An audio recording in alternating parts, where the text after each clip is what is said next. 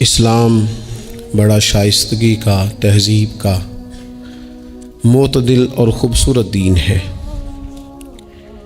انسانی زندگی میں کوئی شخص کوئی بھی کام کرتا ہو، لیکن اگر وہ کام بے ترتیب ہو، بے ڈھنگ ہو، غیر منظم ہو، تو اس کام کا سارا حسن ضائع ہو جاتا ہے۔ اسلام یہ چاہتا ہے کہ ہر کام ترتیب سے کیا جائے، مرتب کر کے کیا جائے، منظم انداز سے کیا جائے۔ انسان اپنی زندگی میں عبادت سے لے کر تجارت تک اپنی زندگی کے ہر شعبے میں نظم و ضبط کا مظاہرہ کرے۔ اگر چیزیں نظم و ضبط سے ہٹ جاتی ہیں، قاعدے سے ہٹ جاتی ہیں، تو کوئی بھی کام ہونے کے باوجود بھی لطف نہیں دیتا، فائدہ مند نہیں ہوتا۔ ہم یہ دیکھتے ہیں کہ مسلمانوں نے بہت ساری چیزوں کو بے ترتیب کر لیا ہے۔ ہماری زندگیوں میں ہر چیز ہے، نظم و ضبط نہیں ہے، وقت کی پابندی نہیں ہے، وقت کی قدر نہیں ہے۔ روزمرہ کے معاملات کے اندر ہم اپنے معاملات کو ترتیب سے نہیں چلاتے۔ کبھی کوئی کام کرتے ہیں تو اسے کیے ہی جاتے ہیں، اعتدال سے ہٹ جاتے ہیں، اور پھر اسی کام کو اس طرح چھوڑ دیتے ہیں کہ جیسے کبھی کوئی لینا دینا ہی نہیں تھا۔ اس سے انسان ایک بھرپور زندگی نہیں گزار سکتا، وہ وقتی اور جذباتی فیصلوں کا قائل ہو جاتا ہے۔ اس کی زندگی کے اندر ہر چیز ایک مخصوص وقت کے لیے اور ایک مخصوص ٹائم کے لیے آتی ہے، اور ایک مخصوص ٹائم کے لیے وہ چیز وہاں سے رخصت ہو جاتی ہے۔ اس میں کوئی شک نہیں کہ ہم انسان ہیں، ہمارے اندر کمزوریاں ہیں، باوجود کوشش کے بڑی جگہوں پہ غلطیاں، سستیاں، کمزوریاں رہ جاتی ہیں۔ لیکن کچھ لوگ اپنے ذہن سے کوئی منصوبہ بندی کرنا ہی نہیں چاہتے۔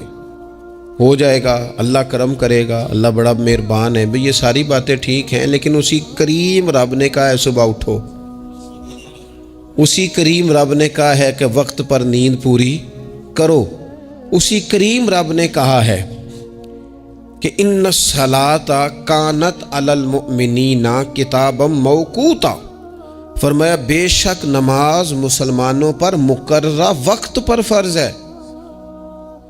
اسے اپنی ترتیب سے، وقت کے حساب سے تم نے ادا کرنا ہے۔ یہ نہیں ہو سکتا کہ تم کہو جی میری آنکھ 9 بجے کھلتی ہے تو میں فجر 9 بجے پڑھوں گا، اس کا ٹائم 6 بجے ہے تو تمہیں 6 بجے ہی فجر پڑھنی پڑے گی۔ اپنے مقررہ وقت پر چیزیں جب تک نہیں رہیں گی تب تک رضا الہی کا حصول بھی ممکن نہیں ہوتا۔ ہم چونکہ غیر منظم زندگی گزارتے ہیں، بے ترتیب زندگی گزارتے ہیں، تو اس لیے بہت سارے کام جو کرنے کی ہم پوزیشن میں بھی ہوتے ہیں وہ کام بھی ہم سے ہو نہیں پاتے۔ ایک تو بہت سارا مسئلہ لوگوں کا یہ ہے کہ کل کر لیں گے، انشاءاللہ ہو جائے گا، آپ دعا کریں ہو جائے گا، آپ فکر نہ کریں ہو جائے گا۔ اس کا معنی کوئی نہیں نا، اس کا مطلب کوئی نہیں۔ آپ کیا کہہ رہے ہیں؟ آپ کہیں میں نے شروع کر دیا ہے، آپ دعا کریں۔ آپ یہ کہیں کہ میں نے پوری کوششیں لگا دی ہیں، آپ اچھی امید رکھیں اللہ سے، لیکن آپ سٹارٹ ہی نہیں کر رہے اور آپ کہہ رہے ہیں دعا کریں۔ یہ کیسے ہوگا؟ جب تک نظم و ضبط کا، آداب کا، حدود کا، قاعدے قانون کا پورا خیال ہی نہ رکھا جائے۔ حضرت سید فیض الحسن شاہ صاحب رحمۃ اللہ تعالیٰ علیہ فرماتے ہیں کہ ایک خاتون بڑی عجلت پسند تھی، جلد باز تھی، تو اس کا شوہر اس کی ان چیزوں سے بڑا پریشان تھا، جلدی میں آدھا کام کرتی تھی، آدھا کام خراب کر دیتی تھی، تو اکثر آ کے کہتی تھی دعا کریں بڑا مارتا ہے۔ اگرچہ اس کا مارنا پھر بھی درست نہیں تھا، لیکن وہ دیہاتوں میں آپ کو پتہ ہے نا، بعض لوگ بڑی جہالت کا مظاہرہ کرتے ہیں، اس قدر زیادہ شدت کے ساتھ تکلیف دیتے ہیں کہ جو بالکل نازیبا ہو جاتی ہے۔ ایک دن اس نے آ کے کہا کہ پیر صاحب کوئی سمجھاؤ، بڑا ماردہ ہے۔ تو آپ نے فرمایا تو سنا ہے بڑی جلد باز ہے، کام نظم و ضبط سے نہیں کرتی۔ کہنے لگی جی دیکھیں جی کیا نظم و ضبط اور کیا معاملہ، کل اس نے مجھے کہا دال پکا دو تو میں نے اس میں گھی بھی ڈالا ہے، مرچیں بھی ڈالی ہیں، پیاز بھی ڈالا ہے، لہسن بھی ڈالا ہے، ہلدی بھی ڈالی ہے، بس ذرا جلدی میں نے دال ہی تو نہیں ڈالی۔ تو یہ کو مارنے والی بات ہے؟ ہر شے ہے، ایک شے ہی نہیں۔ ہمارے ہاں بہت سارے لوگ ایسے ہیں جو جلدی میں اصل کو ہی بھول جاتے ہیں۔ وہ کہتے ہیں باقی میں نے سارے کیے ہیں، کوئی رہ تو نہیں نہ گیا، سارے کیے، وہ ایک ہی نہیں نہ کیا، اور بھائی جو اصل تھا وہ تو رہ گیا۔ نظم و ضبط، قاعدہ، قانون، جب تک ہمارے اپنے اندر، میں دوستوں سے کہہ رہا تھا پھر کہتا ہوں، میرے اسلاف فرمایا کرتے تھے جو والد تہجد نہ پڑھے اس کے بچے فجر نہیں پڑھتے۔ والد کو جب تک وہ سحری میں سجدہ ریز نہیں دیکھیں گے اتنی دیر تک آپ ان سے 1.5-2 گھنٹے پہلے اٹھیں گے تو پھر وہ اٹھیں گے۔ لیکن اگر کہا جائے کہ پتر میں تھکیاں کہ تو مسیتے جا، تو یہ ہو سکتا نہیں کہ وہ جائے، کیونکہ ہماری زندگی سے نظم و ضبط بچے سیکھیں گے، ہمارے ماحول سے وہ محنت کو، مشقت کو، کوشش کو وہ سیکھیں گے۔ اگر ہم اپنے ماحول میں نظم و ضبط نہیں لائیں گے تو آنے والی نسل کے اندر نظم و ضبط منتقل ہو سکتا، تو اس کے منتقل کرنے کے لیے ضروری ہے کہ پہلے ہماری زندگی کے اندر نظم و ضبط۔ آپ دیکھیں شریعت اسلامیہ نے ہر کام کا نظم و ضبط بنایا ہے۔ نماز اللہ کی عبادت ہے نا، بستر سے اٹھ کر سیدھا مسجد میں آ کے جہاں آپ کا جی چاہے نماز پڑھنے کی اجازت نہیں ہے۔ آپ اٹھیں، آپ کا لباس پاک ہونا چاہیے، آپ نے وضو کیا ہوا ہو، آپ کو سمت قبلہ کا پتہ ہو، آپ کا منہ کعبہ شریف کی طرف ہو، جس جگہ آپ نے نماز پڑھنی ہے وہ جگہ پاک ہو، آپ کا لباس پاک ہو، وقت کا تعین ہو، نماز کے آداب آپ کو آتے ہوں، آپ بیت اللہ شریف کی طرف رخ کریں گے، کانوں تک ہاتھ اٹھائیں گے، آپ ان ہاتھوں کو منظم طریقے سے باندھیں گے، وقت پر رکوع کریں گے، رکوع میں کمر سیدھی ہونی چاہیے۔ آپ رکوع سے اٹھیں گے تو ایسے نہیں کہ کوئی بات نہیں اللہ قبول کر لے گا، جب تک آپ کی کمر پوری ٹھیک نہیں ہوتی، رکوع سے اٹھتے وقت آپ کی نماز مکمل نہیں ہوتی۔ آپ سجدے میں جائیں گے تو پیشانی جمنی چاہیے، ناک جمنی چاہیے، آپ کے پاؤں کی انگلیاں زمین پر لگنی چاہیے۔ آپ جب تک پوری ترتیب سے نماز نہیں پڑھتے، رب کی عبادت ہے نا، کریم بھی بڑا ہے نا، مہربان بھی بڑا ہے نا، غفور بھی بڑا ہے، لیکن اگر مرتب طریقے سے نہ پڑھو تو وہ تو نماز قبول نہیں کرتا۔ نبی پاک صلی اللہ تعالیٰ علیہ وسلم کے سامنے آ کے ایک شخص نے نماز پڑھی، عبادت کی ہے، آیا ہے، جھکا ہے، لیکن عبادت بھی بے ترتیبی نہیں، بے ڈھنگی نہیں، غیر مرتب نہیں، غیر منظم نہیں، ایسے نہیں کہ جیسے مرضی کر لی۔ اس نے آ کے نماز پڑھی تو حضور نے اس کو دیکھا اور نبی پاک علیہ السلام نے فرمایا تیری نماز نہیں ہوئی، دوبارہ پڑھ۔ اس نے دوبارہ پڑھی۔ یہاں تو لوگ ناراض ہو جاتے ہیں۔ ایک دفعہ طالب علمی کی بات ہے، میں ایک جگہ نماز کے لیے وضو کر رہا تھا تو ایک صاحب نے وضو کیا، بڑی جلدی میں آئے اور جلدی میں وضو کیا تو ان کا ایک ٹخنا خشک رہ گیا۔ تو میں نے ان کی خدمت میں بڑی، چونکہ بزرگ تھے، بڑے تھے مجھ سے، میں نے بڑی عرض کی، میں نے کہا وہ آپ کو خیال نہیں رہا، آپ کا ٹخنا خشک ہے۔ وہ کہتے ہیں مولویوں لنگن نہ دے آجے، دیکھو کو لنگ نہ جائے، تو سو قبول کرنی کہ اللہ نے۔ میں نے ان سے کہا آپ کیا کام کرتے ہیں؟ کہنے لگا میں کپڑا بیچتا ہوں۔ تو میں نے کہا اگر آپ کا 1000 روپے والا گز کپڑا ہو تو کوئی شخص کہ کوئی عرض نہیں، چل مہربانی کر 300 کا دے دیتے ہو؟ کہنے لگا نہیں جی ترتیب سے ہی بات چلے گی۔ تو میں نے کہا یہ بھی ذرا ترتیب سے ہی چلے گی، اللہ نے کہا ہے کہ اس طرح کر کے پڑھو تو پھر میں قبول کروں گا۔ تو اگر وہ رستہ ہی آپ نے اختیار نہیں کیا، نبی پاک علیہ السلام کے سامنے اس نے نماز پڑھی، حضور کے سامنے، نبی پاک رحمت للعالمین ہے نا، حضور سے زیادہ کو پیار کرنے والا تو نہیں نا۔ نبی پاک نے تو نہیں فرمایا چل میرے سامنے پڑھی ہے تیری قبول ہی قبول ہے، حضور نے فرمایا تیری نماز نہیں ہوئی، دوبارہ پڑھ۔ اس نے دوبارہ پڑھی، حضور نے فرمایا تیری نماز نہیں ہوئی، دوبارہ پڑھ۔ اس نے 7 پڑھی، 3 دفعہ پڑھی، پھر حضور کی بارگاہ میں آیا تو نبی پاک علیہ السلام نے فرمایا جب تو رکوع کرے تو صحیح کر کے رکوع کر، جب تو سجدہ کرے تو صحیح کر کے سجدہ کر، اور جب تو قیام میں کھڑا ہو تو ایک منظم طریقے سے کھڑا ہو۔ فرمایا اس اعتدال، اس نظم و ضبط سے، اس ترتیب سے نماز پڑھ، امید ہے خدا کے فضل پر کہ وہ تیری عبادت کو قبول فرمائے گا۔ نظم و ضبط ہی نہیں ہے۔ رمضان شریف کا روزہ بڑا مہربان ہے نا اللہ، اپنے بندوں کو کسی قسم کی کسی مشقت میں مالک ڈالتا نہیں، لا یکلف اللہ نفسا الا وسعہا۔ لیکن آپ یہ نہیں کہہ سکتے کہ میری آنکھ چونکہ صبح 9 بجے کھلی ہے تو مجھے تھوڑی شریعت گنجائش دے دے کہ میں تھوڑی سی روٹی کھا لوں پھر نہیں کھاؤں گا مغرب تک، یہ گنجائش نہیں ملے گی۔ نظم و ضبط ہے، ترتیب ہے، اس کا قاعدہ ہے، اس کے اصول ہے، اس کا ضابطہ ہے۔ سحری میں اٹھیں گے آپ، اگر آپ کی آنکھ نہیں کھلی ہے تو آپ کی اجازت چلی گئی، وقت ختم ہو گیا۔ آپ بے ترتیب ہوئے، آپ غافل ہوئے، آپ نے کیوں لمبی نیند کی، آپ کیوں وقت پہ نہیں اٹھے؟ زکوٰۃ ہے، آپ کو ٹائم دیا گیا ہے کہ اضافی رقم آپ کے پاس ہو، آپ کے اخراجات سے زیادہ ہو، کس منظم طریقے سے زکوٰۃ فرض کی گئی ہے، اور یہ وہ نظم و ضبط ہے جس سے بندے کو تکلیف نہیں ہوتی۔ یعنی آپ کی ضروریات سے زیادہ مال ہو، اس مال کی قیمت 7.5 تولے سونے کے برابر یا 52.5 تولے چاندی تک پہنچ جائے، پھر وہ کل پہنچی ہے تو آج زکوٰۃ فرض نہیں، اس پر سال گزر جائے، پھر بھی وہ سارا نہیں دینا، اس میں سے 2.5% دینا، نظم و ضبط سے۔ اللہ تعالیٰ نے توفیق دی نا جب بیت اللہ شریف کا حج کرنے کی، تو میں واپس آیا تو مجھے ایک طالب علم نے پوچھا، اس نے کہا کہ اس کا خیال تھا چونکہ اللہ کے فضل سے ہم خانقاہی لوگ ہیں تو بعض لوگوں کا خیال ہوتا ہے کہ شاید کوئی بہت انوکھی بات اور انفرادی بات ملے گی، تو خانقاہ شریف میں یا طریقت میں یا اہل تصوف میں باتیں انوکھی نہیں ہیں، باتیں روٹین کی ہیں، بس وہ یہ کہتے ہیں کہ ذرا ان کو درد سے ان پر عمل کرو، اپنے دل میں اس کا نفاذ کرو، روح میں اتارو۔ تو مجھے کہنے لگے آپ نے الحمدللہ حج کر لیا، تو میں نے کہا میں نے حج کیا ہے تو میں نے یہ رزلٹ نکالا ہے کہ حج بندے کو نظم و ضبط سکھاتا ہے، مرتب کرتا ہے انسان کی زندگی کو۔ آپ کو 8 ذی الحج کی زور پڑنی ہے، آپ کو ہر صورت میں مینا میں، آپ کو 9 کو ہر صورت زوال سے قبل عرفات میں آپ کو زوال کا وقت میں وہاں پہنچنا چاہیے، آپ کو کچھ نہ کچھ ٹائم وہاں گزارنا ہے۔ ایک منظم ترتیب ہے کہ مغرب کے وقت نکل آؤ، وہاں آپ نے نماز نہیں پڑھنی، آپ آ کے عرفات سے نکلیں، مغرب عشاء کی نمازیں مزدلفہ میں پڑھیں۔ آپ کو 10 کی صبح کو جا کے کنکر مارنے ہیں، آپ یہ نہیں کہہ سکتے کہ میں جناب 2 دن پہلے یہ کام ختم کر لوں، مقررہ ٹائم پہ۔ جو 9 ذی الحج کو میدان عرفات میں نہیں جائے گا اس کا حج ہو سکتا، کیونکہ یہ ایک نظم و ضبط ہے، دین نے قاعدہ بنایا ہے، قاعدے کے بغیر آپ یہ کام کر سکتے؟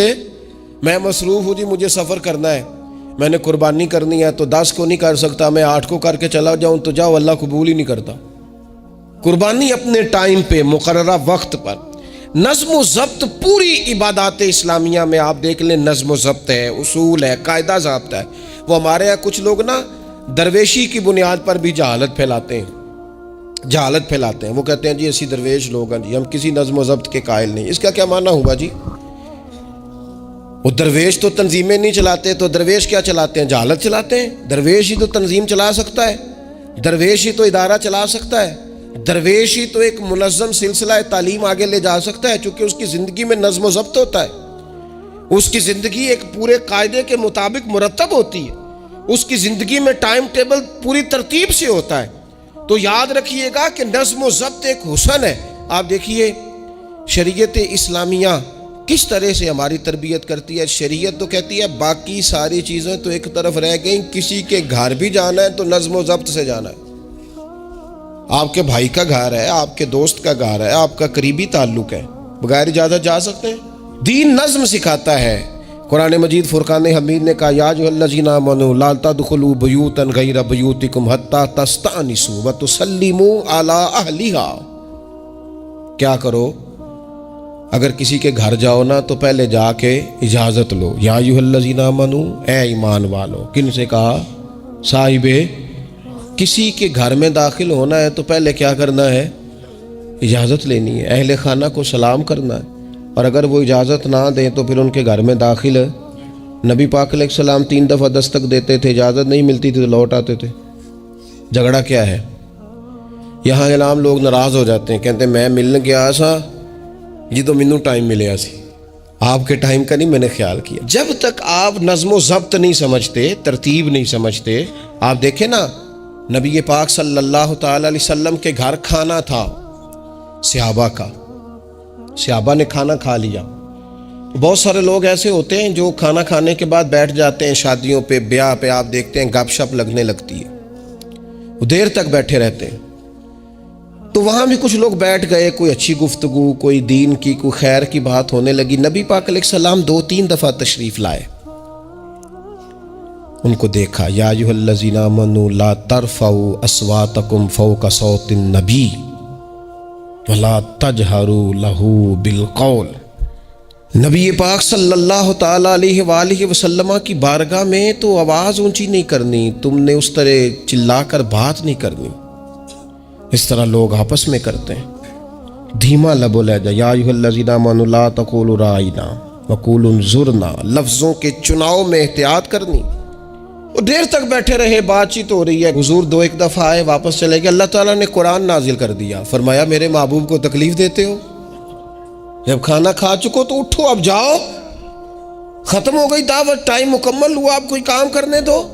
میرے عزیز، اپنی زندگی میں یہ ماحول بنائیں، ان چیزوں کو لے کر کے آئیں جو چیزیں ہمارے لیے ضروری ہیں۔ اگر ہم یہ کام نہیں کریں گے تو پھر زندگی میں یا تو ہمارا وجود کسی کے لیے اذیت کا باعث بنے گا، تکلیف کا باعث بنے گا، یا ہمارا لب و لہجہ اس طرح کا ہو جائے گا کہ ہم باوجود محنت کے اس کا کوئی نتیجہ نکال سکیں گے۔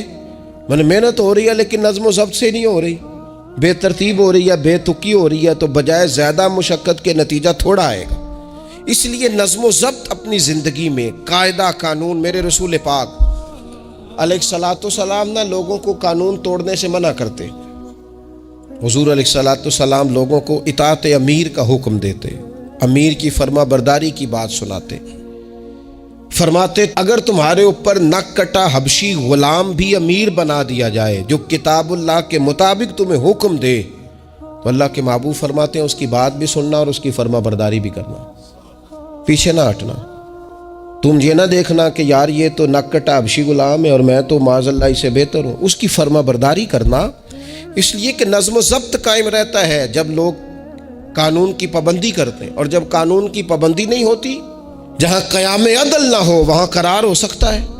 حضرت عمر جیسے لوگ اگر عدالتوں میں پیش ہو سکتے ہیں، اگر خود رسول پاک علیہ السلام اپنا آپ پیش کرتے ہیں صحابی سے، وہ کہتے ہیں جی آپ نے مجھے چبھو دیا ہے صفیں سیدھی کرتے تیر یا نیزہ، تو میں بدلہ لوں گا، تو حضور پیش کرتے ہیں اپنا آپ، حالانکہ وہ تو دور محبت تھا، عرض کی حضور کس نے بدلہ لینا تھا، نہ آپ نے کوئی تکلیف دی تھی، یہ تو وجود چومنے کا بہانہ تھا۔ لیکن نبی کریم علیہ الصلاۃ والسلام نے جو ہمارے سامنے اسوہ رکھا ہے، اس میں یہ ہے کہ یہ نظم اس طرح کا ہونا چاہیے کہ کوئی شخص بھی قاعدے قانون سے بالا تر۔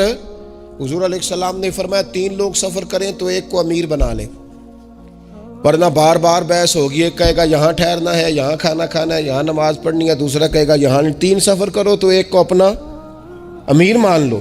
نظم و ضبط سے زندگی گزارو، مرتب کر کے زندگی۔ ہمارے ہاں یہ ہوتا ہے کہ نظم و ضبط نہیں ہوتا، ہمیں اپنے کام سے زیادہ نا دوسروں کے کام کا پتہ ہوتا ہے، اپنے مدرسے سے زیادہ دوسرے مدرسے کا پتہ ہوتا ہے، اپنے کالج سے زیادہ دوسرے کالج کی معلومات ہوتی ہے۔ ہم کیا کرتے ہیں، ہم اپنے کام سے زیادہ دوسرے کے کام میں ٹانگ اڑاتے ہیں، نظم و ضبط گڑبڑ ہو جاتا ہے، ایک دوسرے کے کام میں مداخلت کرتے ہیں۔ اپنا کام مرتب طریقے سے کیا جائے، جس نظم میں جس جگہ ہمیں ڈیوٹی دی گئی ہے ہم اس ڈیوٹی کے پابند ہیں، ہم اس کو پورے غور سے کریں، پوری توجہ سے کریں، پورے انہماک کے ساتھ کریں۔ اپنے کام پر ہم جب تک توجہ دیتے ہیں تو کام ٹھیک رہتا ہے۔ اسی طریقے سے رسول پاک صلی اللہ تعالی علیہ وسلم نا گھر کے باہر بھی پورے نظم و ضبط کے قائل تھے، پوری ترتیب۔ آپ دیکھیں حضور صفوں کا درست ہونا بڑا پسند کرتے تھے، نماز ہی پڑھنی ہے نا، کھڑے ہو گئے ہیں نا، لیکن حضور نے دعا دی، فرمایا صفیں سیدھی کرو، اللہ تمہارے دل بھی سیدھے کر دے گا۔ حضور نماز کی جماعت سے پہلے اعلان کرتے بھئی اپنی صفوں کو درست کر لو۔ حضور پسند کرتے کہ بالکل اس طرح مرتب ہو کے لوگ نماز پڑھیں، کوئی چیز بھی غیر مرتب، یہاں جناب کوئی شخص بھی قطار میں لگنے کو تیار نہیں، باری کا انتظار کرنے کو تیار نہیں ہے۔ بینک میں ہمیں ذرا پہلے بلا لیا گیا تو ہم کہتے ہیں اللہ نے بڑی عزت دیتی ہے، اور پھر کچھ پروٹوکول تو بے جا ہے، سوائے تکلیف کے اور کچھ دیتے۔ میں نے جنازوں پہ دیکھا ہے، کسی عالم کا جنازہ پڑھا ہے، کسی بڑے آدمی کا، تو وہاں 15 لوگ ہوتے ہیں ٹوٹل جو جنازہ نہیں پڑھنے دیتے، وہ گھسے ہوتے ہیں آگے، میں نے چہرہ دیکھنا ہے، میں نے اگلی صف میں کھڑے ہونا ہے۔ یہی حال محافل میں ہوتا ہے۔ نظم و ضبط پیدا کریں، کسی چیز کو بے ترتیب نہ کریں، کوئی کام بھی بے ڈھنگا نہ ہو۔ نبی اکرم صلی اللہ تعالی علیہ وسلم کی مجلس مبارک میں جب کوئی شخص آتا تھا نا تو حضرت ابوبکر صدیق اسے سائڈ پہ لے جاتے تو کہتے تھے تمہیں پتہ ہے اللہ کا قرآن کہتا ہے حضور کے سامنے آواز اونچی نہیں کرنی۔ اسے پہلے آداب مجلس سکھاتے تھے، نظم و ضبط سکھاتے تھے، حضور کی بارگاہ میں حاضری کا طریقہ سکھاتے تھے، پھر نبی پاک صلی اللہ تعالیٰ علیہ وسلم کی بارگاہ میں پیش کرتے تھے۔ ہمارے بے صبرے ہو جانے کی بڑی وجہ بھی یہ ہے کہ نظم و ضبط نہیں، ہمارے جلد باز ہو جانے کی وجہ یہ ہے کہ نظم و ضبط نہیں، ہماری طبیعت جو بہت زیادہ ڈسٹرب ہو جاتی ہے، ذہنی الجھاؤ پیدا ہوتا ہے، اس کی وجہ بھی یہ ہے کہ نظم و ضبط نہیں ہے۔ ہم بعض چیزوں میں اتنے زیادہ تلخ ہو جاتے ہیں، اور تلخی کی وجہ سے یہ بنتی ہے کہ مزاج میں کوئی نظم و ضبط، کسی باری کا انتظار نہیں، کوئی ٹھہراؤ نہیں، کوئی گنجائش نہیں۔ ماحول میں نظم و ضبط پیدا کریں، زندگی میں نظم و ضبط پیدا کریں، اپنے بچوں میں نظم و ضبط لائیں، اپنے اداروں کے اندر نظم و ضبط پیدا کریں، اور پھر حوصلہ رکھیں، ہمت رکھیں، تحمل مزاجی پیدا کریں۔ نبی اکرم صلی اللہ تعالیٰ علیہ وسلم نے نا اپنے گھر میں اپنے ٹائم کو 3 حصوں میں تقسیم کیا تھا۔ ہم گھر کے اندر جاتے ہیں، اپنا ٹائم تقسیم نہیں کرتے۔ یہاں تو کوئی بندہ مطالبہ کرتا ہے تو ڈانٹ کے چپ کرانے کی کوشش کرتے ہیں، تھکا ہوا ہوں، خبردار بات نہ کرنا۔ آپ نے چپ کرا دیا، چپ کرانے سے بغاوت پیدا ہوتی ہے، نفرت جنم لیتی ہے۔ یہاں چپ کرا دیتے ہیں، یہاں اگر ہم کوئی بات کرتے ہیں تو وہ کوشش کرتے ہیں کہ اس وقت جان چھوٹے، یہ دن گزرے، کل دیکھیں گے۔ اس سے کیا ہوتا ہے، اس سے جو شخص آپ کے سامنے بیٹھا ہے اس کی امید ٹوٹتی ہے، وہ کہتا ہے یار یہ کیا معاملہ ہے۔ بچوں کی امیدیں ٹوٹتی ہیں، گھر والوں کی امیدیں ٹوٹتی ہیں کہ یار یہ تو جان چھڑا رہے ہیں۔ نبی اکرم صلی اللہ تعالیٰ علیہ وسلم جب گھر تشریف لے جاتے تھے تو حضور اپنے وقت کو 3 حصوں میں تقسیم کرتے۔ ایک حصہ پورا ٹائم رسول پاک گھر والوں کو دیتے، ان کی بات سنتے، بلکہ حضرت عائشہ صدیقہ فرماتی ہیں جب تک گھر میں رہتے کوئی نہ کوئی گھر کا کام ہی کرتے رہتے، حضور ٹائم دیتے۔ ایک حصہ یہ، دوسرا حصہ ٹائم کا نبی پاک صلی اللہ تعالیٰ علیہ وسلم نے آرام کے لیے رکھا ہوا تھا۔ حضور آرام کرتے، لیٹتے، باقاعدہ حضور علیہ الصلاۃ والسلام اپنے وجود اطہر کو بستر کے اوپر رکھتے، آرام فرما ہوتے، صحیح معنوں میں آرام کرتے۔ اور تیسرا حصہ نبی پاک علیہ السلام نے عبادت کے لیے رکھا ہوا، گھر والوں کا کام کاج کیا، عشاء ہوئی، آرام کیا، پھر تہجد کا ٹائم ہوا تو حضور عبادت کے لیے اٹھ کے کھڑے ہو گئے۔ یہ گھر کے اندر، مسجد میں نہیں، مسجد کا تو جو عبادت کا ماحول ہے، نماز کا، وہ الگ ہے۔ گھر کے اندر اس بات کو اچھی طرح سمجھ لیں کہ گھر کے اندر جب آپ جائیں، اب تو بڑوں کی شکایتیں آنے لگی ہیں، پہلے بچوں کی آتی تھی، اب تو 50 سال کے آدمی کی شکایت آتی ہے کہ گھر آتے ہی موبائل کھول لیتا ہے، ادھر ادھر دیکھتا ہی نہیں، کوئی سنتا ہی نہیں۔ اس طرح تو ہمارے اپنے ہم سے ٹوٹ جائیں گے، بکھر جائیں گے، ہمارے بچے خدا جانے کیا سوچنے لگیں گے، کسی اور سمت نکل جائیں گے۔ وہ جن کو ہماری باتوں کی، ہماری شفقتوں کی، ہمارے پیار کی، وہ جس پوتے کو، جس چھوٹے بیٹے کو دادا کے، والد کے کندھوں پر کھیلنے کی چاہت ہے، وہ تو اس سے محروم رہ جائے گا۔ ہمیں وقت دینا ہے، ان کو ٹائم دینا ہے، اس ٹائم کو مرتب کرنا ہے۔ نبی اکرم سید عالم صلی اللہ تعالیٰ علیہ وآلہ وسلم، حتیٰ کہ میدان جنگ میں بھی حضور چیزوں کو مرتب کرتے۔ عرب کے لوگ جب جنگ کرتے تھے نا تو وہ سمجھتے تھے اسلحہ بڑا ہے، طاقت بڑی ہے، ہم نے کر لینا جو ہمارے جی میں آنا ہے۔ حضور کا طریقہ مبارکہ یہ تھا کہ جنگ میں بھی نظم و ضبط۔ حضور فرماتے قریب دشمن آ جائے تو طاق پہ بلا وجہ تیر نہ چلانا، اور بالکل سامنے جب تمہیں نظر آ جائے، تمہیں نشانہ سمجھ میں آئے، تب تیر چلانا۔ کئی دفعہ فرمایا صرف پتھر کا استعمال کرنا۔ حضور علیہ الصلاۃ والسلام لوگوں کو کہتے کہ تم نے یہاں پہاڑ کے چوٹی پہ کھڑے رہنا ہے، تم نے جنگ ہی نہیں لڑنی، تم یہاں ہراول دستے کے طور پر پشت پہ کھڑے رہو، جب تک میں تمہیں حکم نہ دوں تم نے یہاں سے ہٹنا نہیں ہے۔ ایر جنگ کے موقع پر بھی رسول پاک صلی اللہ علیہ وسلم نظم و ضبط کا مظاہرہ کرتے، ترتیب مقرر کرتے۔ آپ یقین کریں، جن اداروں کے اندر نظم و ضبط ہے، جن کے اندر اصول ہے، جن کے اندر قاعدے ہیں، وہ اپنی پیشہ وارانہ کام سے کبھی بھی پیچھے نہیں ہٹتے، اور جہاں یہ کام نہیں ہوتا وہاں بڑی ساری چیزیں نقصان کا شکار ہوتی۔ این حالت جنگ میں بھی نبی اکرم نور مجسم صلی اللہ تعالیٰ علیہ وسلم نظم و ضبط کا خیال کرتے۔ یہ جنگ احد میں نقصان ہوا تھا نا وقتی طور پر، اس کی وجہ بھی یہ بنی تھی کہ حضور نے جن صحابہ سے کہا ہٹنا نہ، ان سے اجتہادی خطا ہو گئی، انہوں نے سمجھ لیا کہ جنگ تو ختم ہو گئی ہے، وہ ہٹ گئے، ان کے ہٹنے سے نقصان ہوا، 70 لوگ شہید ہو گئے۔ اگر وہ نظم قائم رہتا جہاں حضور نے کھڑا کیا تھا تو کبھی یہ کام نبی پاک صلی اللہ تعالیٰ علیہ وآلہ وسلم نا اجتماعیت کی بات کرتے تھے، مل کے رہنے۔ اختلاف رائے ہو جاتا ہے، لیکن ہمارے ہاں لوگ پتہ کیا کرتے ہیں، اندر رہ کے اختلاف نہیں کرتے، چھوڑ کے جا کے اختلاف کرتے ہیں۔ یہ مخلص نہ ہونے کی علامت ہے۔ جو لوگ مخلص ہوتے ہیں وہ اندر رہ کے رائے کے اختلاف کرتے ہیں، وہ کہتے ہیں یار میں چھوڑ کے تو نہیں نہ جا سکتا، میں ادھر ہی رہوں گا، جو کمزوریاں ہیں جو غلطیاں ہیں ان کو ہائی لائٹ کروں گا، رہوں گا۔ اسی لیے نبی پاک علیہ السلام کے صحابہ مختلف قسم کے مشورے دیتے تھے۔ تو سرور کائنات علیہ السلام اجتماعی نظم کی بات کرتے۔ ایک مقام پہ حضور نے صحابہ کو دیکھا کہ چھوٹی چھوٹی ٹولیاں بنا کے الگ الگ بیٹھے ہوئے ہیں، تو نبی پاک علیہ السلام نے فرمایا یہ شیطان تمہیں الگ الگ کرتا ہے، اور فرمایا جس طرح بکریوں کا بھیڑیا ہوتا ہے، انسانوں کا بھیڑیا شیطان ہے، جب کسی کو مجمع سے الگ کر لیتا ہے، حضور فرماتے ہیں جسے بھیڑیا بکریوں سے الگ کرتا ہے نا پھر اس کا شکار کرتا ہے، اور شیطان بھی جب تمہیں اجتماعیت سے الگ کر لیتا ہے، در مرشدہ چھڈی نہیں تے ہو جاویں گا روگی، جیڑی بکری اجڑوں وچھڑی او بگیاڑاں جوگی، او بگیاڑاں جوگی کھا جائیں گے، پھاڑ ڈالیں گے اسے۔ در مرشدہ چھڈی او نہیں تے ہو جاویں گا روگی، جیڑی بکری اجڑوں وچھڑی او بگیاڑاں جوگی، اسے تو لے کے چلا جائے گا۔ اجڑ پر، اجتماعیت پر کبھی بھی بھیڑیا حملہ، تو حضور صحابہ سے کہتے تھے بیٹھو تو ذرا مل کے بیٹھو، کسی جگہ تم بیٹھو تو اجتماعی